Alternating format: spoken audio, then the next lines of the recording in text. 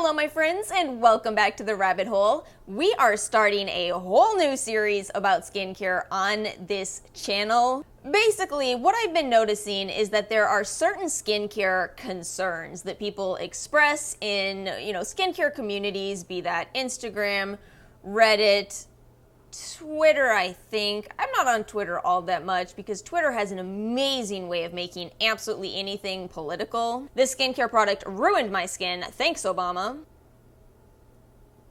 And since I see these same skincare concerns, repeated so often, I know there are a lot of people who must be dealing with them. So I thought what I would do is take each of those concerns and kind of hyper-focus in on them in terms of, my anecdotal experiences, what I've lived and what I've learned, what I've noticed from others, and then also, of course, incorporating the science.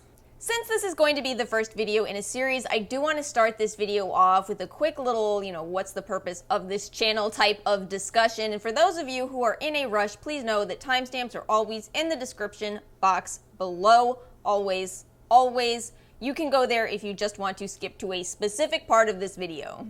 Basically, my story in a nutshell is that I've always been interested in skincare because I've always had dry skin. No matter what some of these companies want to tell you, dry skin is simply a skin type. It is possible to have either dry or oily skin in the same way it's possible for a person to be 5'4" and another person be 6'1". But I do think that if you lean towards one of the extremes, you may find that skincare does all kinds of wonderful things for your skin and just making it easier to deal with. And all of that would have been fine and enough if life hadn't thrown me a curveball of adult acne in my 20s. That's been a lot of fun. But because of these two extreme skin issues that I was dealing with, I had a lot of trouble finding good skincare products, and I just felt so annoyed that, when I would go on the Sephora website, I saw so many of these reviews that were like, 5 stars, love it, smells so great. And I just sat there going,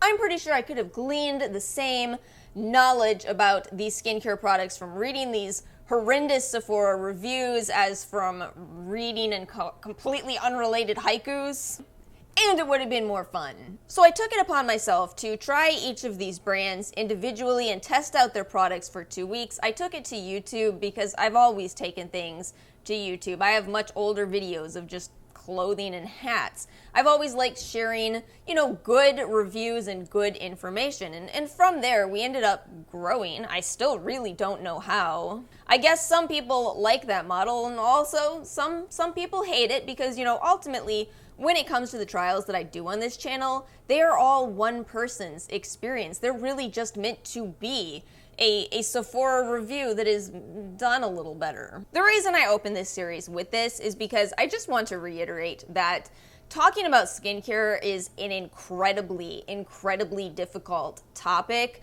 because everybody's skin is different. We have different allergies. We have different skin types. There's so much that goes into our skin. You will never be able to watch or read a review and know how a product works. Instead, you can watch or read a review and know how a product or products worked on one person. But the thing is, I don't believe that's useless. I believe that collectively, looking at multiple reviews and looking at multiple opinions can help you to arrive at a better understanding of what might happen to you if you try those same products.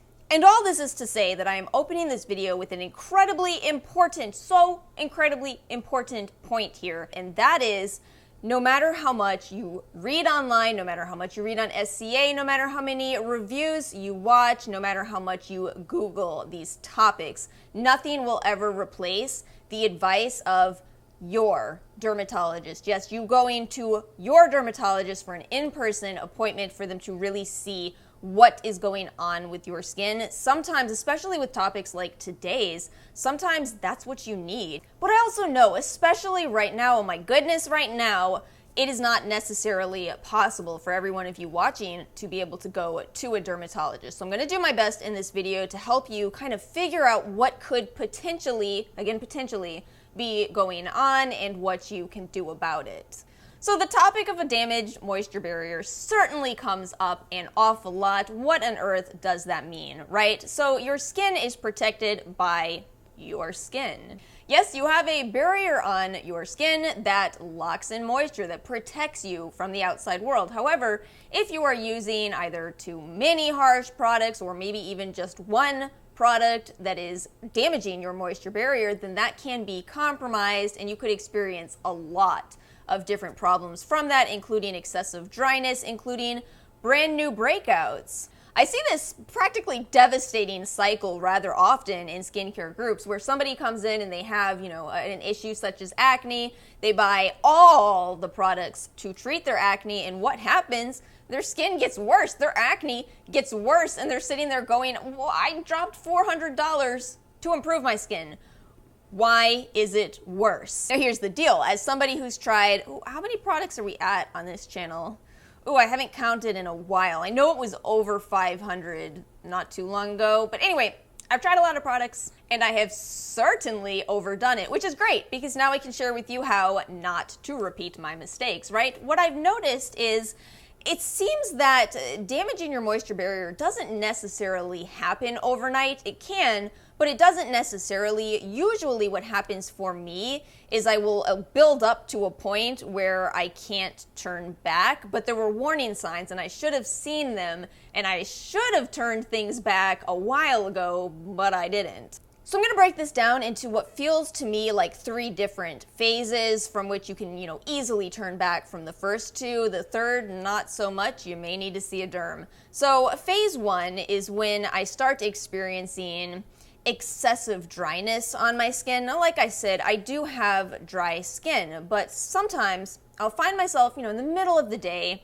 just kind of sitting around going, did I put on moisturizer? And that's a really bad sign because I don't skip my skincare routine. I have a morning and an evening routine that I've done for 7-8 years. The problem with this phase for me is that it's easy for me to ignore it because, like I said, I do have dry skin. So I'll just kind of convince myself, oh no, I'm sure everything is fine. However, if you do experience this and it is excessive dryness, please know that is a warning sign. And if you're in this phase, there's kind of 2 product categories that I'd recommend to you. I'm not really going to make these videos product heavy. I just want to give you more general recommendations. But the first would be good occlusives. I'm pretty darn sure this is why CeraVe in the tub is practically a skincare meme at this point because it is a very, very good occlusive product. And occlusive basically means that it is an ingredient that locks moisture into your skin, much like I described your moisture barrier does. So basically by adding in more occlusives, you're reinforcing your own moisture barrier, through which you can very easily reel back in that process of damaging your moisture barrier further. So, nip it in the bud, as they say. Where does that expression come from? This phrase derives from the debudding of plants. The other category is one that gets neglected a lot in the skincare communities, but I can tell you a lot about it, and that is primer.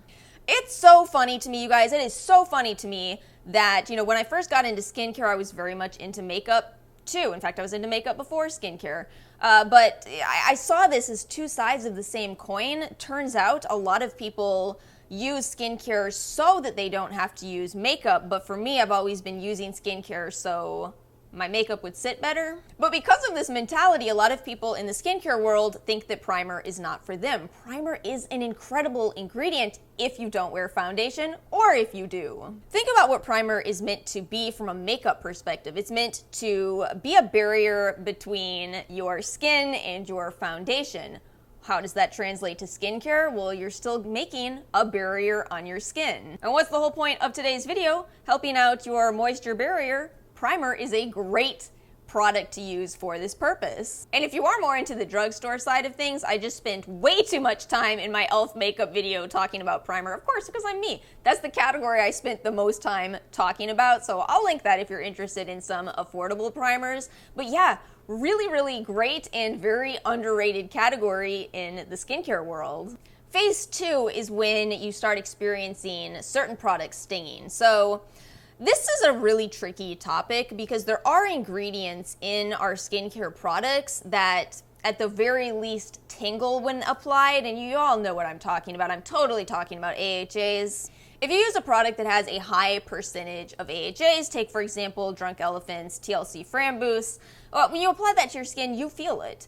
And you know, I think that in the skincare world now in 2020, I think people are a lot better at understanding that the no pain, no gain mentality does not apply to skincare. Applying those types of products shouldn't be painful, even if you do still feel them, just because molecules of AHA are so tiny that they penetrate quite deeply into the skin, and you feel that. But again, there's a real difference between feeling something and feeling pain from something. And in most of my adventures of damaging my moisture barrier, AHAs have been to blame. I'm one of those people who I'm able to use retinol every single day, but I'm not able to use AHAs every day. I think, here's my theory on this. I think that if you're the type of person who uses AHAs every single day, you might not be able to use retinol every single day. It's just kind of a choose your priority here, but you know, retinol,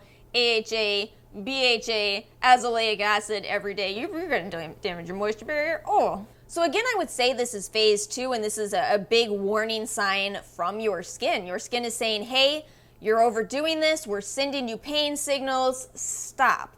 And what I would recommend to you if you've hit this point is drop the AHAs, just drop them. Come back to them in a couple of weeks, at least 2 weeks, if not a month. Your skin will be fine. Your skin will be fine if you take a break from AHAs. That's probably a really important message of this video. You do not have to have an intense skincare routine every single day of your life. You can even take a break. I honestly don't think you should ever stop your cleanser, gentle moisturizer, and goodness, your SPF, but a lot of these active ingredients, you can take a break, your skin will be fine. You will not age 20 years if you take a quick break from these products. Someone needed to say it. And that brings us to the dreaded phase 3, when you've gone too far and you really can't easily turn back, but don't give up hope because you can still fix a damaged moisture barrier. Okay, so what I've noticed for phase 3 is that, first off, I'll start seeing acne that I can't explain. I'm doing everything right.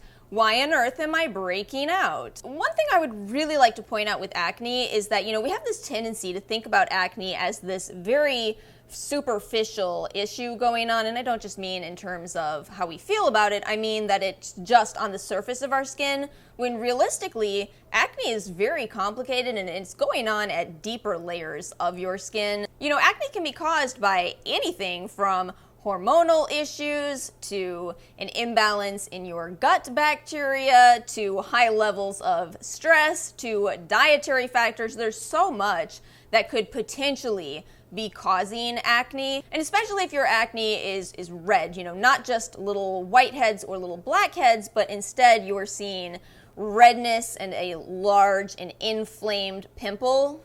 This almost always suggests that there is inflammation going on underneath the skin, and again, this could indicate an issue with your moisture barrier protecting you from the outside environment, hence the inflammation.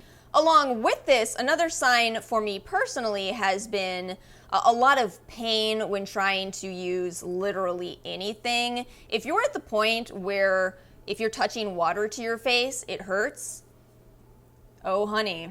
The most basic moisturizers you can possibly imagine, when they touch your skin and it hurts, that's your skin's way of saying, hey, we don't have this protective barrier. What the heck happened to it? Now everything is painful.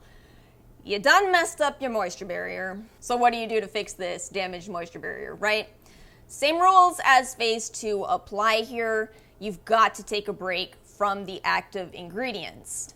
I noticed in my last video a lot of people are not entirely sure what an active ingredient is, and that's fair because when it comes to skincare, we're really not good about labeling this. This is something I would love to see the skincare industry change, is, you know, a little box that actually says what the active ingredients are. But I would say, to simplify this, think of active ingredients as ingredients that are really meant to get deeply into the skin and make intense changes, as opposed to ingredients that are meant to protect the skin. So don't drop your SPF, that is there to protect you. Don't drop your moisturizer, as long as it is a very basic moisturizer. Those occlusive ingredients are there to protect you. And how can we prevent all of this from happening in the first place, right? That's a really important aspect of all of this. Something I noticed through especially doing my What's New in Skincare series, oh my goodness, AHAs especially are in everything these days. I was just looking at a sunscreen the other day that has AHAs in it. I'm like, we have gone too far. These do not need to be in every single step of your skincare routine. In fact, if they are, you're probably going to have problems. What I would suggest to you is not actually a super simple solution, but it's very important that I say this because this is genuinely what I feel. I think that it is important for you to gain a basic understanding of ingredients in skincare and apply that, as opposed to just kind of trying every product on the market. Learn what's actually going on. Know how to recognize these AHAs in the products by flipping over the ingredients list and finding them, because a lot of these products don't even tell you that there are AHAs in them. I find that incredibly rude. That is how I messed up my progress in healing the worst ever damage I had to my moisture barrier. I was using makeup remover that had AHA. Makeup remover. Why? Why AHAs in a makeup remover? So I hope this video is helpful. I hope it's encouraging. You know, you really can. If you're dealing with a damaged moisture barrier right now, you can bounce back. You're just gonna have to be careful for about a good 6 weeks. If any of you guys have any comments or recommendations for this series, feel free to drop them in the comments section below, and make sure you are subscribed and like this video if you did find it helpful. Thank you guys so much for watching, and I will see you all next time.